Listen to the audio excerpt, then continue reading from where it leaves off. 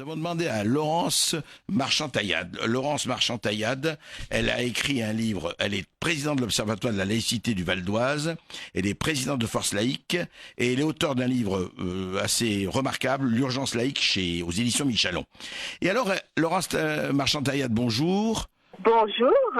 Alors, dites-moi, vous avez des choses à dire et pas très agréables, mais on va vous entendre sur Édouard Philippe, notre nouveau Premier ministre. Et évidemment, je le dis, nous sommes sur Sud Radio, tout le monde a droit à la parole. Si Édouard Philippe, je pense qu'il n'a pas peut-être le temps de nous répondre là, mais si quelqu'un de ses services veut nous répondre, évidemment, l'antenne est absolument ouverte.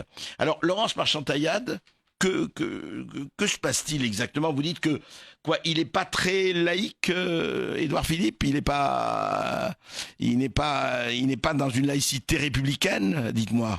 Bien, je dis que la nomination d'Édouard Philippe au poste de Premier ministre n'est absolument pas un bon signe pour la laïcité et surtout pour la lutte contre la radicalisation, puisque nous avons eu affaire à lui au mois de septembre et octobre dernier.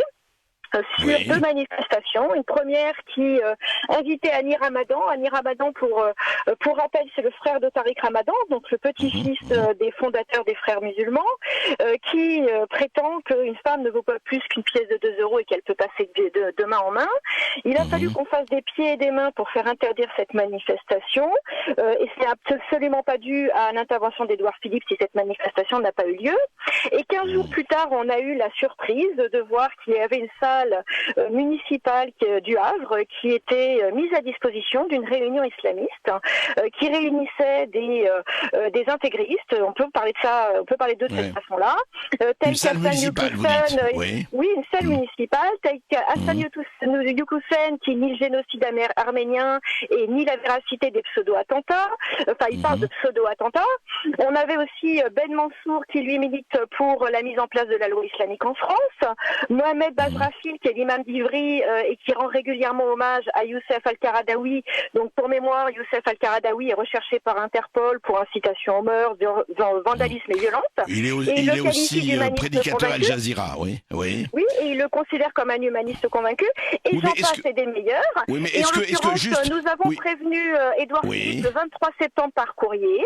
Je l'ai relancé à plusieurs reprises, en tout cas son cabinet, jusqu'à la tenue de cette réunion qui avait lieu mi-octobre. Et Édouard Philippe n'a ni daigné répondre à nos demandes, ni bougé le petit doigt pour faire interdire cette manifestation, alors qu'il sait qu'il a au sein de sa ville une association qui milite de façon intégriste, qui s'appelle le Havre du Savoir, et que si on va sur son site internet, on se rend compte que cette association prétend qu'il n'y a pas d'égalité entre les hommes et les femmes et incite justement à cette différenciation. Donc, vous l'impression que vous avez, est-ce qu'on ne peut pas dire quand même aussi, je ne peux pas prendre sa défense, mais et dire qu'il est peut-être pas au courant, est-ce qu'il peut ne pas être au courant et avoir laissé faire, mais peut-être par ignorance, par omission ou pas? Ça vous paraît impossible?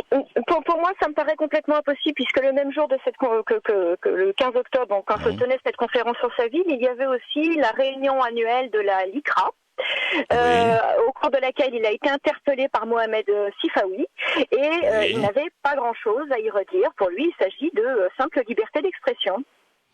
D'accord. Merci Laurence Marchand-Taillade.